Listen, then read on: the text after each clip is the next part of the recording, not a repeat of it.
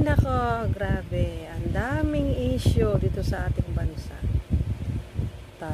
Things, People's Initiative, ICC, mga politikong naglalaban-laban. Diyos ko dahil. Dapat po kasi ang unahin ninyo ay kayo ay maglingkod na lang sa bayan. Gawin nyo lang yung trabaho nyo. Iwasan nyo na yung magbangayan. Unahin nyo kung ano yung kailangan ng bansa natin. At doon naman sa mga wala na sa pwesto ay baka naman pwedeng kayo po ay manahimik muna. Antayin nyo munang matapos ang term ni PBBM. Hindi yung parang gustong-gusto nyo nang kuhanin yung posisyon ng tao. Bigyan nyo po ng chance yung tao na ipakita yung kanyang kakayahan para mabago itong ating bansa. Huwag po naman tayong maging